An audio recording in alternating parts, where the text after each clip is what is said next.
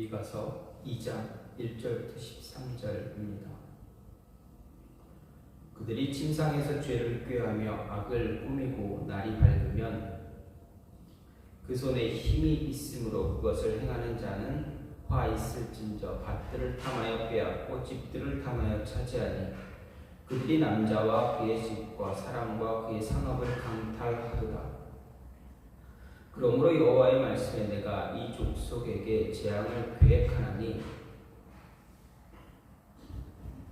너희의 목이 이에서 벗어나지 못할 것이요 또한 교만하게 다니지 못할 것이라.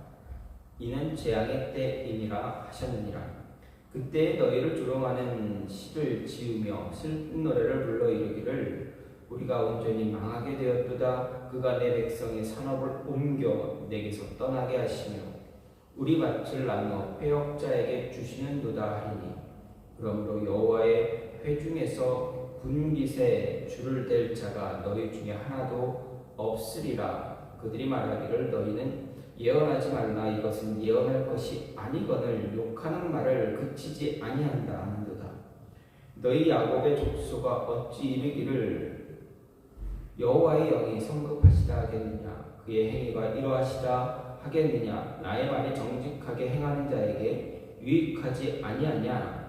근래에 내 백성이 원수같이 일어나서 전쟁을 피하여 평안히 지나가는 자들의 의복에서 겉옷을 벗기며 내 백성의 부녀들을 그들의 즐거운 집에서 쫓아내고 그들의 어린 자녀에게서 나의 영광을 영원히 빼앗는도다. 이것은 너희가 쉴 곳이 아니니 일어나 떠날지어다. 이는 그것이 이미 더러워졌음이니라. 그런즉 반드시 멸하리니 그 멸망이 크리라. 사람이 만일 허망하게 행하며 거짓말로 이르기를 내가 포도주와 독주에 대하여 내게 예언하리라 할 것 같으면 그 사람이 이 백성의 선지자가 되리로다. 야곱아 내가 반드시 너희 무리를 다 모으면 내가 반드시 이스라엘의 남은 자를 모으고 그들을 한 처소에 두기를 보스라의 양떼같이 하며 초장의 양떼같이 하리니 사람들이 크게 떠들 것이며 길을 여는 자가 그들 앞에 올라가고 그들은 길을 열어 성문에 이르러서는 그리로 나갈 것이며 그들의 왕이 앞서가며 여호와께서는 선두로 가시리라. 아멘. 오늘 말씀 미가서 2장 1절부터 13절 말씀입니다. 방금 읽은 미가서 말씀을 다시 한번 간단하게 조금 정리를 해보면 1절부터 5절 말씀은 이스라엘이 대표적으로 악을 행하는 모습에 대해서 이야기하고 그리고 그에 따른 심판을 이야기합니다. 여기서 말하는 이스라엘 대표적인 악은 무엇입니까? 계략을 꾸며서 약하고 가난한 자들의 소유를 빼앗는 것을 이야기합니다. 미가와 거의 같은 시대를 살았던 남쪽 유다의 선지자 아모스 역시 당시 사회의 지배층이 약하고 가난한 자들을 얼마나 많이 수탈했는지, 약하고 가난한 자들의 것을 얼마나 많이 빼앗았는지 아주 적나라하게 고발하고 있습니다. 이와 관련해서 미가 역시 하나님께서 이처럼 약하고 가난한 자들의 소유를 빼앗는 이스라엘 사회에 재앙을, 심판을 내리심으로 인해서 그들의 소유를 패역자들에게 빼앗기게 하겠다. 약한 자들, 가난한 사람들의 것을 빼앗는 사람들, 그들 역시도 다른 패역자들에게 그들의 재산 또한, 그들의 소유 또한 빼앗기게 하실 것이다 라는 경고입니다. 그리고 6절부터 11절 말씀은 이스라엘의 종교적이고 비인도적인 악한 사례를 다시 이야기합니다. 그리고 동시에 역시 심판을 경고합니다. 여기서 제시하는 종교적인 악행이라는 것은 선지자들이 선포하는 그런 책망과 심판, 경고, 예언을 거부하는 것을 말합니다. 그리고 비인도적인 악행은 전쟁 피난민과 힘없는 부녀들, 그들의 어린 자녀들로 하여금 삶다운 삶을 살지 못하게 하는, 삶다운 삶을 살 수조차 없게 만드는 것을 포괄적으로 이야기하고 있습니다. 미가는 이스라엘의 땅이 이런 악한 일들로, 악한 행동으로 말미암아 더럽혀졌고, 그로 인해서 그들이 반드시 멸망하고 그 땅에서 추방될 것이다 라고 경고합니다. 특히 선지자는 여기서 하나님의 심판 경고에도 불구하고 어떻게 하면 이스라엘이 포도주와 독주로 상징되는 풍요를 예언하는 거짓 선지자들을 따라가다가 허망하게 멸망할 것이다 경고합니다. 그리고 12절 13절에서는 이렇게 멸망한 이스라엘에게 하나님은 또다시 구원과 회복을 약속하고 있다라는 것을 볼 수 있습니다. 미가 시대에 이렇게 이스라엘 사회가 수직적으로 하나님과의 관계뿐만 아니라 수평적으로 대인 사람과의 관계도 매우 잘못되어져 있다는 사실을 우리는 주목해야 합니다. 가인이나 사울 그리고 가인이나 사울왕 아합의 사례를 통해서 알 수 있듯이 하나님과 바른 관계를 맺지 못하고 있다면 그런 사람들이 주류를 이루어가는 사회는 수평적인 사람들과의 관계에서도 바른 관계를 갖지 못하고 있다라는 것을 이야기합니다. 하나님과의 관계가 잘못된 사람들이 주류를 이루는 사회, 그 사회는 수평적인 사람들 간의 인간과의 관계 역시 바르게 세워지지 않고 있다는 이야기입니다. 그런 사람들이 주류를 형성하는 사회의 그런 관계는 짐승들이 사는 밀림에서나 통하는 그런 약육강식의 원리가 지배할 뿐이다라는 것을 이야기합니다. 이것을 거꾸로 생각한다면 하나님의 백성이라 하면서 사람들과 바른 관계 유지하지 못하고 있다면 그런 사람은 이미 하나님과도 바른 관계를 맺고 있지 못한다라는 것을 이야기할 수도 있습니다. 어쨌든 미가 선지자는 우리가 하나님과 바른 관계를 갖고 살아감을 통해서 우리 서로 인간적인 수평적인 관계 역시 바르게 세워나가야 한다라는 것을 권고하고 있습니다. 그러면 우리는 먼저 하나님과의 관계를 어떻게 만들어가야 하는가, 그것에 먼저 집중해야 한다라는 이야기입니다. 함께 더불어 살아가는 사회를 잘 세워나가기 위해서 우리는 먼저 하나님과의 바른 관계를 유지하는 데 힘써야 한다는 것이 바로 미가의 이야기입니다. 그러면 우리가 어떻게 하면 하나님과의 관계를 잘 세워나갈 수 있는가? 오늘 말씀을 통해서 보게 될 때 우리의 모든 기준은 하나님의 기준으로 살아가야 한다라는 이야기입니다. 내 생각을 기준으로 사는 것이 아니라 하나님의 기준으로 살아야 한다는 이야기입니다. 1절부터 5절 말씀은 가난한 자들을 압제하고 착취하는 이스라엘의 부유한 자들, 권세자들을 향한 하나님의 심판 경고가 기록되어 있습니다. 그 중에 먼저 1절 말씀을 보면 그들이 침상에서 죄를 꾀하며 악을 꾸미고 날이 밝으면 그 손에 힘이 있으므로 그것을 행하는 자는 화가 있다라고 말하고 있습니다. 여기서 우리는 악한 자들이 악을 행하는 단계가 어떤가 볼 수 있습니다. 먼저 악을 꾀하는 단계입니다. 어떤 악을 행할 것인지 생각하는 단계라고 이야기할 수 있습니다. 여기서 말하는 악은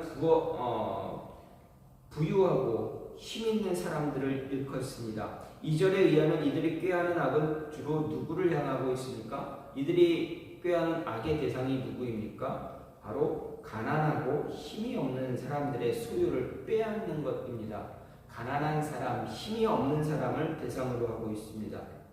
이들은 밤이면 밤마다 침상에 누워서 내일은 누구의 소유를 빼앗을 것인가 궁리했습니다. 그리고 그 다음 단계로 넘어가서 이들은 행하고자 했던 악을 몸소 실천합니다. 실행합니다. 행동으로 옮기기 위해서 구체적인 계획을 세웠고 마침내 그것을 실천하는 모습을 갖고 있습니다.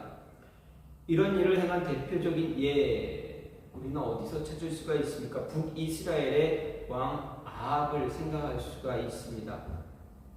그는 나봇의 포도원을 갖기를 원했습니다. 하지만 어떻게 됩니까? 나봇이 그것을 원치 않았습니다. 나봇의 포도원을 빼앗기 위해서 아합 왕은 밤잠을 설칩니다. 궁리한 일이 있습니다. 즉 악을 꾀했습니다.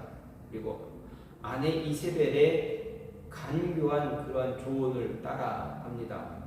저 아내 이세벨이 어떻게 하는가 지켜보기만 합니다. 이세벨의 조언은 무엇입니까? 비유를 통해서 나쁜 사람들, 즉 우리가 흔히 말하는 불량자들을 동원해서 나봇이 왕과 하나님을 모독했다라는 유명을 씌웁니다. 분명 이 계획은 다 이세벨의 계획이었습니다. 그렇다 할지라도 아합이 이런 악을 꾀하고 실행했다고 성경은 분명히 이야기합니다. 대체적으로 악한 사람들은 악한 일을 행할 때 그냥 어쩌하다 보니까 우연히 악한 일을 한 것이다 라는 것이 아닙니다. 그렇게 얘기하지만 정말 그렇지 않다라는 것입니다. 거의 대부분이 미리 어떤 일을 행할지 꾀하고 또 꾸민 다음에 행동으로 옮긴다라는 이야기입니다. 우리가 여기서 주목할 것, 모든 악의 출발이 어디서 시작되어집니까? 악한 생각에서 시작된다는 이야기입니다. 악한 생각이 곧 악한 행위를 낳습니다. 그러므로 아직 행동으로 옮겨지기 이전의 마음속에 악한 것일지라도 그것은 악한 행동과 조금도 다르지 않다는 이야기입니다. 근본이 같다라는 말씀입니다. 단지 차이가 있다면 무엇입니까? 행동으로 했느냐 하지 않았느냐 그 차이일 뿐입니다. 우리는 이런 것을 구별하려고 할 때가 참 많습니다. 생각만 했지 행동으로 하지 않은 것을 구별할 때가 많습니다. 생각만 한 것은 큰 죄가 아니다. 행동으로 한 것이 더 큰 죄 아니냐. 죄의 크기를 이야기합니다. 하지만 행동으로 옮기지 않으면 않았다고 해서 그것이 다 죄가 아니지 않습니다. 죄가 아니라라고 말하지 않습니다. 하나님의 입장에서 본다면 우리의 말은 아무 소용이 없습니다. 하나님의 기준은 언제나 똑같습니다. 했느냐 안 했느냐가 기준이 아닙니다. 하나님의 기준을 본다면 악한 생각 역시 악한 행동의 시작점이다라는 것입니다. 악한 생각과 악한 행동을 하나님은 동일하게 간주하고 계시다라는 말씀입니다. 그래서 잠언 14장 22절 말씀을 보면 악을 도모하는 자는 잘못 가는 것이라고 이야기했습니다. 여기서 도모가 생각하는 생각이라면 가는 것은 행위를 이야기합니다. 즉 생각과 행위는 따로 떨어져 구별되는 것이 아니라 동일하다라고 이야기했습니다. 그래서 예수님도 말씀하시기를 음욕을 품고 여자를 보는 자마다 이미 마음에 간음했다라고 말씀하신 것입니다. 이스라엘의 남은 자로 살기 위해서라면 가장 먼저 가져야 할 것은 바로 하나님의 기준으로 모든 것을 행하는 것입니다. 생각이든 행동이든 관계없이 모든 것을 하나님의 기준으로 바꿔야 한다는 이야기입니다. 그렇지 않으면 하나님을 믿지 않는 자들과 별반 차이가 없습니다. 그렇다면 하나님을 믿지 않는 자들이 갖고 있는 하나님과의 관계와 믿지만 믿지 않는 자들이 가지고 있는 하나님과의 관계를 가진 우리는 똑같은 자가 된다라는 이야기입니다. 차이는 하나님을 믿느냐 믿지 않느냐, 믿는 사람이냐 믿지 않는 사람이냐, 그 차이밖에 없다라는 것입니다. 하나님과의 관계는 잘못되어지고 틀어지고 일그러지고 망가졌음에도 불구하고 그냥 우리는 믿는 자다, 믿지 않는 자다, 그 차이만 갖고 있다라는 것. 그러면 어떻습니까? 그런 차이만 갖고 있으면 믿지 않는 자보다 더 악한 자일 뿐입니다. 하나님을 망령되게 하는 것은 별반 차이가 없습니다. 아니 오히려 더 악한 행위를 하고 있다는 것입니다. 하나님을 알고 믿는 자가 믿지 않는 자와 같은 행동을 한다는 것은 어떻게 보면 법을 잘 알아서 법을 너무나 잘 알고 있어서 그 법망을 교묘히 피해가며 죄를 짓는 것과 별 차이가 없습니다. 같다라고 할 수 있습니다. 따라서 진정한 이스라엘의 남은 자, 하나님과의 바른 관계를 세우려고 하는 자는, 그러한 자는 우리의 생각을 기준을 완전히 바꾸어야 합니다. 내 생각의 기준이 아니라 완전히 기준을 바꾼 하나님의 기준으로 만들어야 합니다. 그래야 진실된 이스라엘의 남은 자, 하나님과의 바른 관계를 세우는 자가 될 수가 있습니다.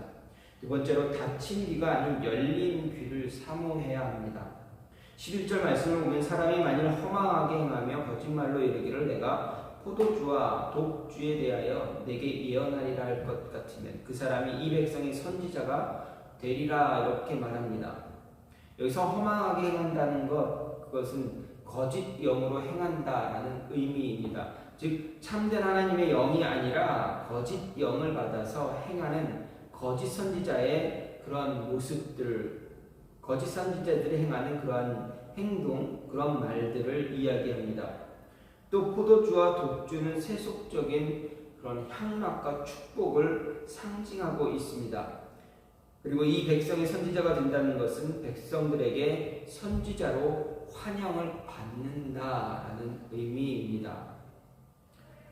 즉 오늘 이 말씀은 11절 말씀 전체적으로 볼 때 책망과 심판의 경고, 그 메시지를 선포하는 참 선지자인 미가를 배척하고 세속적이고 축복의 메시지로 사람들을 현혹하는 그런 거짓 선지자들을 환영하는 타락한 이스라엘 백성들의 현실을 조롱하고 있다는 그 말입니다.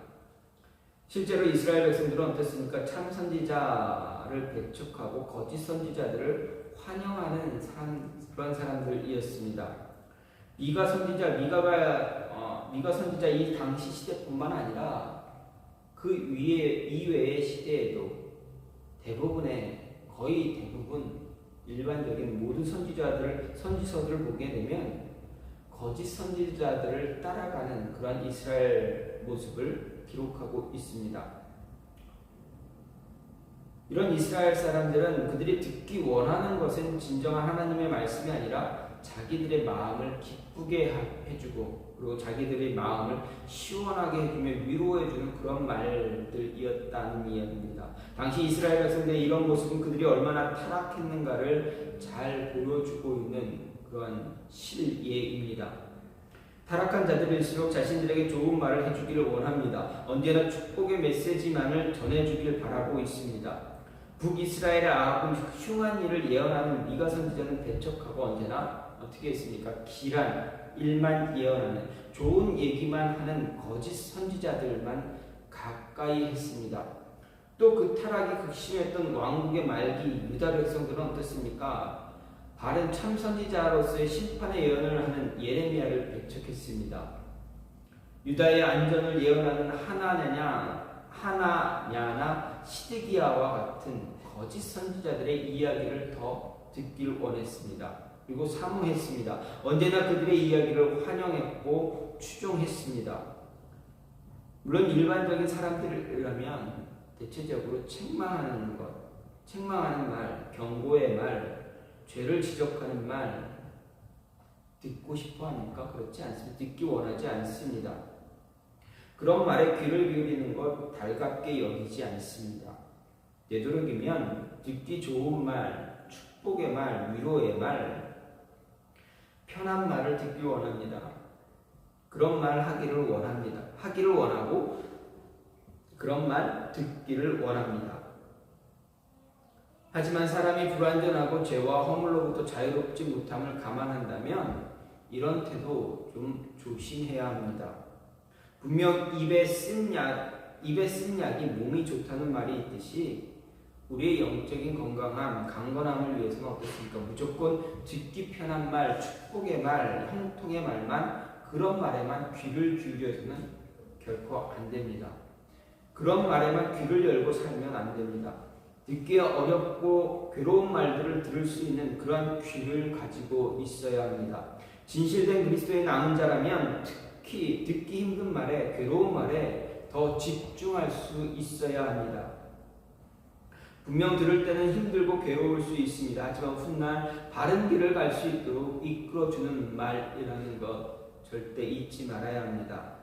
이스라엘이 타락했을 때의 분명한 공통점은 언제나 바른 말에 귀를 닫았다라는 것을 명심해야 합니다. 그렇다고 아무 때나 막 아무렇게나 막 듣기 안 좋은 이야기 하는 것, 그것도 조금 문제는 있습니다.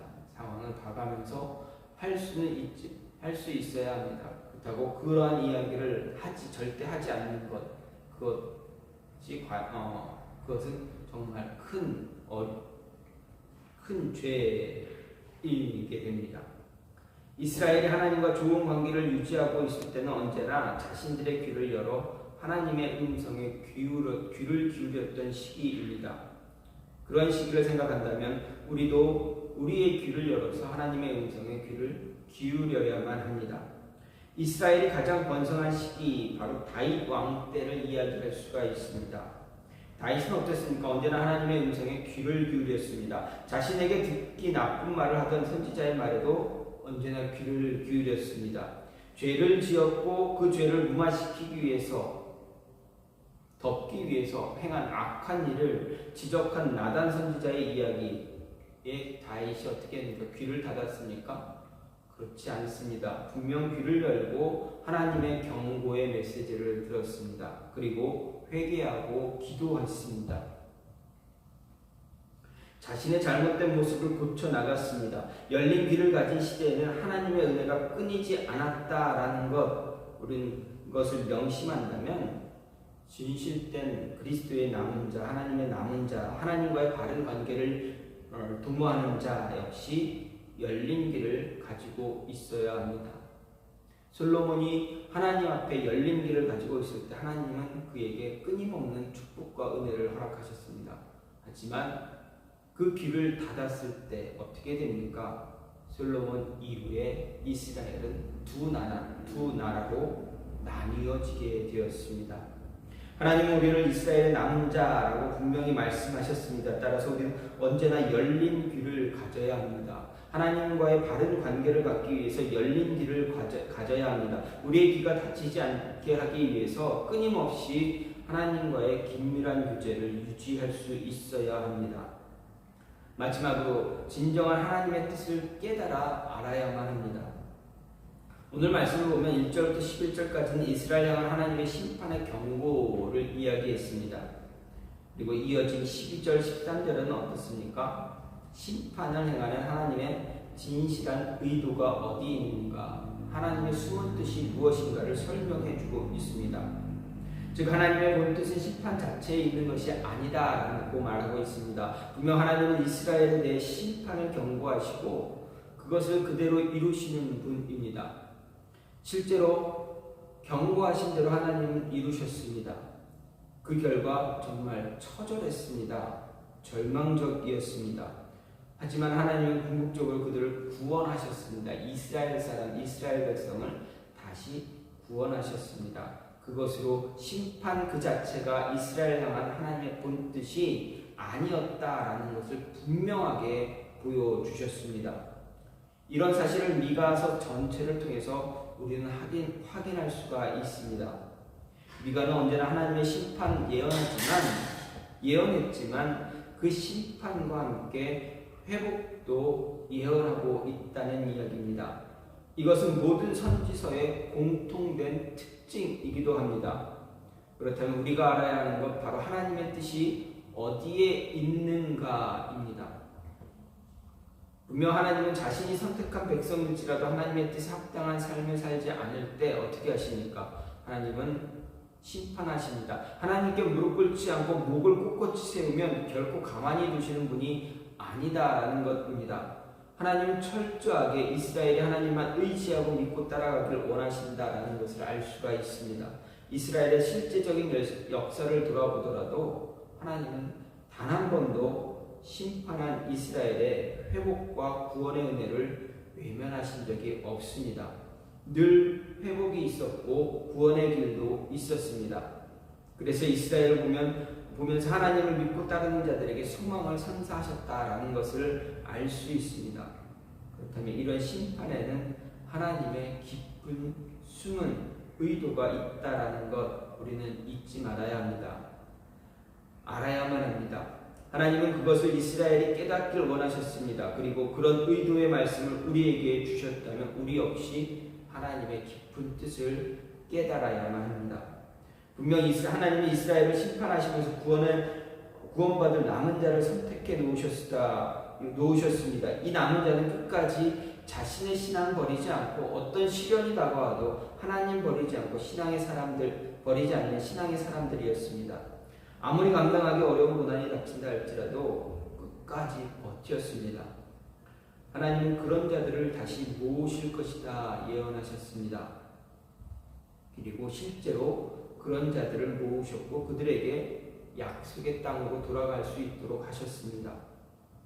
예언하시고 끝내 그 예언을 이루셨던 모습입니다. 은혜를 베풀어 주셨습니다.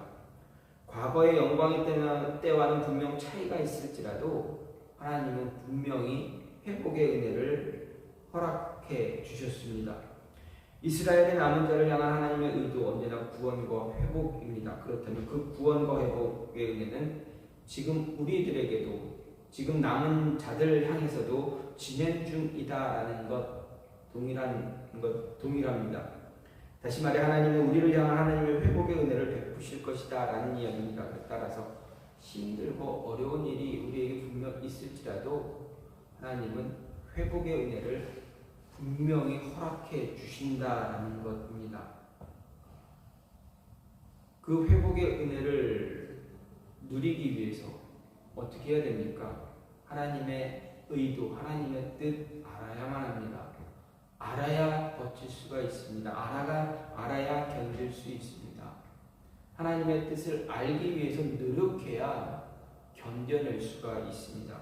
견뎌낼 때 하나님은 어떤 은혜를 주신다 약속하십니까? 오늘 말씀을 보면 12절 말씀을 보면 보스라의 양떼같이 하며 초장의 양떼같이 할 것이다 분명히 약속하셨습니다. 미가가 말하는 보스라의 양떼에서 보스라는 어떤 지역입니까? 모압 지역입니다. 그리고 대표적인 목초지를 이야기합니다.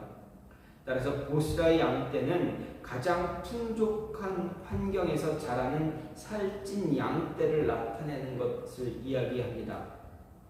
즉 하나님께서 이스라엘 백성을 회복시킨 뒤에 가장 좋은 환경에서 살 수 있도록 하시겠다라는 뜻입니다. 회복된 이스라엘을 하나님이 직접 목자가 되셔서 그 양떼를 이스라엘을 인도해 주시겠다라는 이야기입니다. 즉 우리에게도 하나님은 우리가 힘들고 어렵고 고난들 이 모습을 잘 견디고 하나님의 음성 귀를 기울이면서 견뎌낼 때 하나님은 분명한 회복의 은혜를 허락하신다라는 것입니다. 그 회복의 은혜가 단순한 그냥 회복되는 것이 아니라 우리 삶에 가장 알맞게 최적화된 그러한 회복의 은혜, 정말 무엇 하나 부족하지 않도록 가장 좋은 환경에서 살 수 있도록 우리에게 가장 알맞은 환경에서 살아갈 수 있도록 그 환경을 허락해 주시고 우리를 그 환경으로 인도하시고 끝까지 인도해 나가실 것이다 라는 이야기입니다. 그러한 약속을 주신 것입니다. 그렇다면 어떻게 해야 됩니까? 우리 하나님의 뜻 반드시 깨달아 알아야만 합니다. 잘 알기 위해서 하나님과의 관계를 바르게 유지해야만 합니다. 그래야 남은 자를 향한 하나님의 은혜, 회복의 은혜, 그 은혜를 누릴 수가 있게 됩니다. 하나님은 우리에게 분명히 말씀하십니다. 남은 자를 향한 회복의 은혜를 우리가 누리기를 원하고 계십니다. 그럼 우리가 어떻게 해야 됩니까? 말씀에서 보듯이 열린 길을, 우리 길을 열어놔야 됩니다. 하나님 음성에 늘 열어놓을 수 있어야 됩니다. 말씀을 들을 수 있어야 됩니다. 그리고 모든 삶의 기준을 하나님의 기준으로 바꾸어야 합니다. 그리고 그 하나님의 기준으로 바꾸고 하나님의 뜻을 깨달아 알아야만 합니다. 그런 자가 되기 위해서 늘 그런 자가 되면, 그런 모습을 가지면 우리는 하나님과의 관계 바르게 유지할 수가 있습니다. 유지할 때, 관계를 유지할 때 하나님은 우리에게 회복의 은혜, 남은 자를 향한 회복의 은혜를 우리에게 허락해 주실 것입니다. 그 은혜를 누리며 살아갈 수 있는 저와 여러분이 되기를 간절히 소망합니다. 시간같이 기도하기를 원하는데, 하나님, 우리로 하여금 하나님과의 관계를 바르게 유지할 수 있게 해달라고, 그래서 남은 자의 삶을, 이스라엘의 남은 자의 삶을 살아갈 수 있게 해달라고, 그러기 위해서 우리의 귀를 열고 우리의 생각의 기준을 하나님의 기준으로 바꾸고 하나님의 뜻을 깨달아 알 수 있는 그런 모습 갖게 해달라고